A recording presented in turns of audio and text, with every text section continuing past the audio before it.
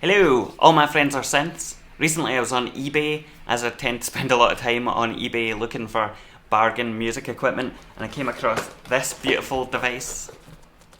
This is a Casio PT-80 keyboard. Now the Casio keyboards are really popular and well known online. Loads of people do circuit bending to them and stuff like that. And in fact, lots of people probably played these in high school. My high school was far too cheap to use Casios, so we had some horrible off-brand, large, plasticky thing, so I wasn't lucky enough to ever have used one of these. I saw this one and I know literally nothing about it. All I know about it is that it looked pretty cool. It had white plastic body instead of black, which seemed unusual to me, and it was only 20 quid with the box and everything included. Since I've never actually had one of these myself, I thought it was worth taking the punt on and seeing how it sounded. The battery contacts apparently are a bit corroded and don't work, but that doesn't matter to me because I'm not going to use it in a portable way anyway. I'm going to plug it in for the first time and see how it sounds, have a look about, and then hopefully add it to some tracks that I've been working on. As tempting as it is to open this up and have a look and maybe circuit bend it, I'm not going to do that, at least not in this video. Knowing me, I would open it up and break it before I ever get the chance to use it, and that would make me sad. So I'm going to use it first, and then maybe in a few months when I get bored of it, I'll open it up and see what happens. But for now, it's staying in its original form. Okay, I managed to get this set up and turned on finally.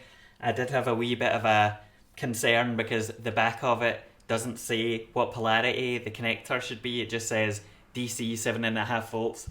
And instead of going to find the manual, I decided just to plug it in and see if it worked. And it did! So even though that probably wasn't the wisest decision, we got there in the end. To be honest, it did take me a wee bit of time to work out what setting I had to put it on just to play this as a regular keyboard, because there's a whole bunch of different accompaniment features where you can play along with a drum beat, or it'll play a tune and you play along with the lights and it shows you which notes to press and all the rest of it. But it wasn't immediately obvious to me which function just let you use it as a keyboard. Yes, I'm well aware that this clearly means that my aging brain can't even work out the complexities of a child's toy. One thing I really like about this actually is when you turn it on, it plays a wee jingle. So if you watch here, how nice is that? That's something that I think all instruments should have in some form, like when you turn on a Game Boy and it's got the wee jingle at the start. On the left hand here we have these blue buttons which are drum patterns that you can play along to, I guess. And on the right we have red buttons which are the different sounds that this makes. I'll let you hear the drums first and you can see what we're dealing with. This is what's called the rock pattern. It's just like listening to Nirvana, isn't it? You can of course change the tempo.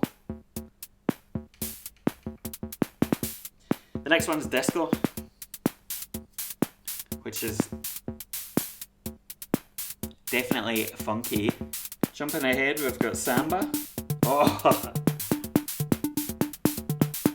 I like samba. Slow rock. That's a pretty good beat. I don't know why slow rock isn't next to rock, but whatever. Oh! So earlier on I couldn't figure out how you turn the beat or accompaniment off. I kept pressing cancel guide and nothing was happening, so I was just turning the volume down. But I've just seen there's a stop button, which, you know, I mean, there's not a huge amount of buttons. It shouldn't have been that hard to find it. The other features do things like this. That mode clearly just plays a song. The other modes are a bit more interesting though. This one shows you which notes to play by flashing the red, so.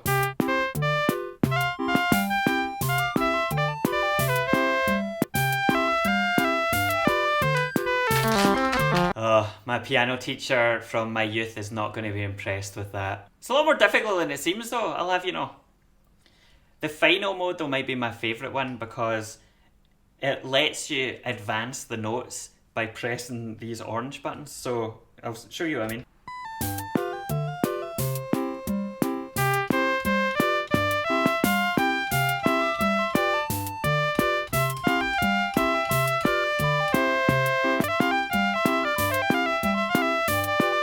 Beautiful, beautiful. I don't really get the point in that last one because you just advance it yourself, so I don't know. Anyway, the mode I'm most interested in that isn't an accompaniment is just hearing what sounds this thing makes. I believe this is analog, and I could be talking utter crap.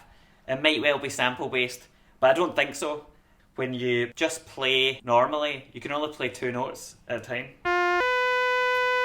And even when I say 2 notes at a time, it's really 1 note at a time, because even though you can trigger 2, you can't do chords, you know? So I don't really understand what's going on there. We'll need to ask someone who knows a lot more about everything. Now I want to go through the sounds and I'll show you what some of them sound like. This is piano.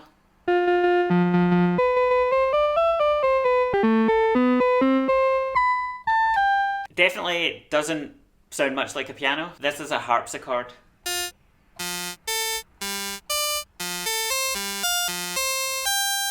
That is horrible. It's so trebly. Not great. Organ.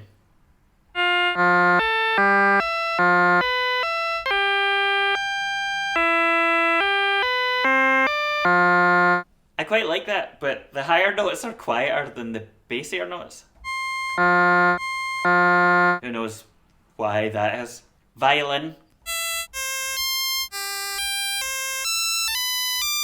That's got like a kind of a chip tune-esque vibe to it. It's not a million miles away from harpsichord, but it sounds better. It sounds more like an instrument, or at least more like not just a trebly sound. It kind of reminds me of a game actually on the Spectrum, which used to have pumpkins and stuff, and you had to go around and collect them. Or maybe you were the pumpkin. Either way, I can't remember, but it reminds me of that game. And if you know what game that is from that description, please tell me. Flute.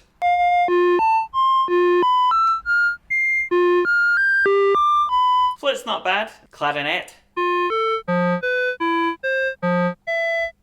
Clarinet sounds suspiciously like flute. Listen to this, so like...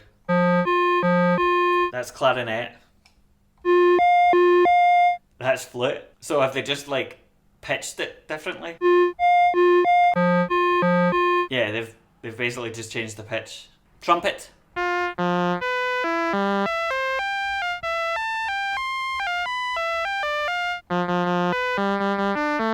Sounds more like a trumpet in the lower register. It's quite nice though. Celesta, whatever that is.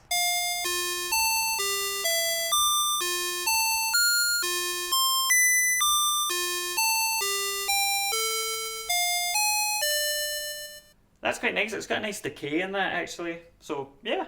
It's not going to blow you away, but there are a bunch of usable sounds in there, and if you like the chiptune world, then some of them can be particularly pleasing.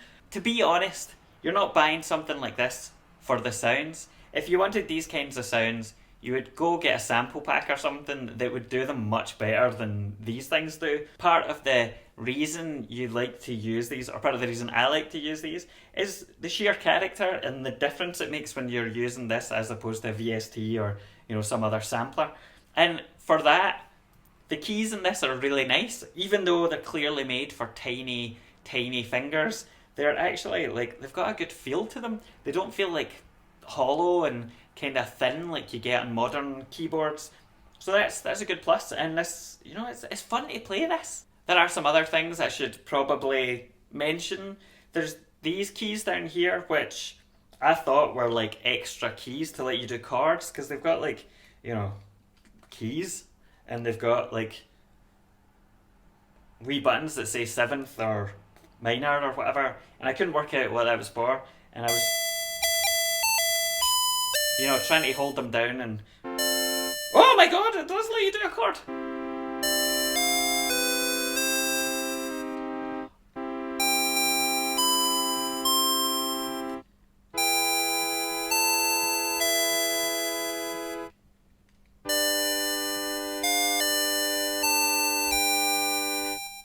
So that is cool. That is really cool. I like that a lot.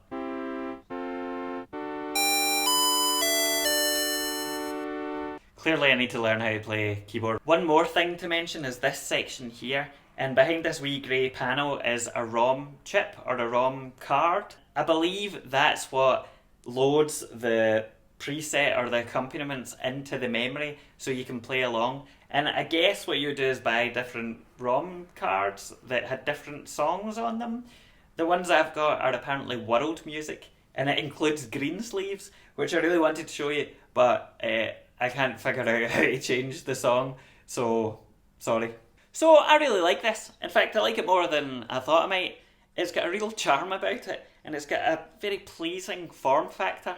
The keys, like I said, are a bit chunkier than I would have expected them to be, and that kind of applies to the whole thing, to be honest. I wouldn't describe it as robust by any stretch of the imagination, because it could and might end up smashed up if given to the wrong person, but it doesn't have that crappy, hollow plastic feel that you might expect if you're used to more modern, cheapy keyboards, which is nice, it's good.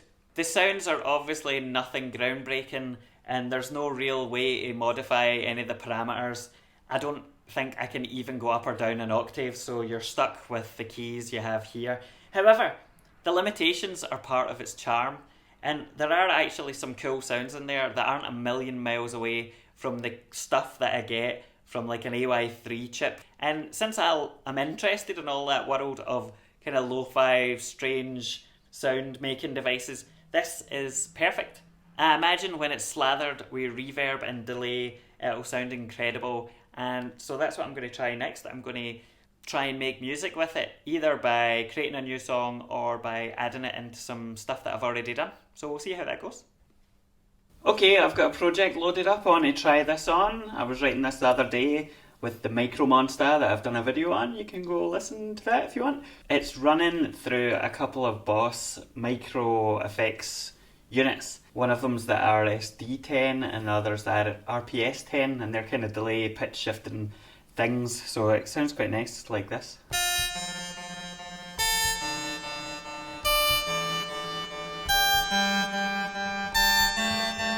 When I was playing this earlier, I noticed that these notes are very out of tune with the notes on that, but you don't really notice that they're out of tune when you've got all the delay and stuff on, so we'll just go with that.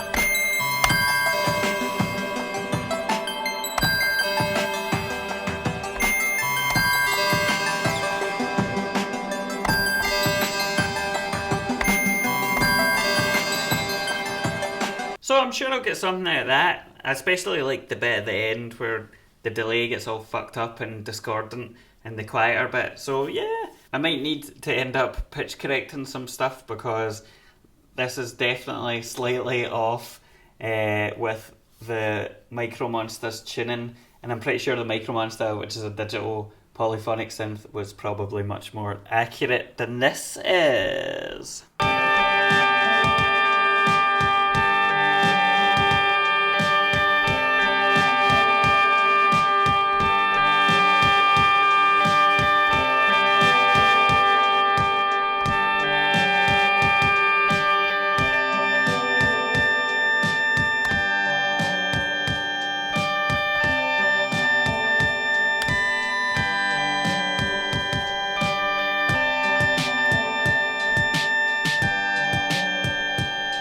Okay, what I'm going to do with this though, I'm going to plug in through a different pedal.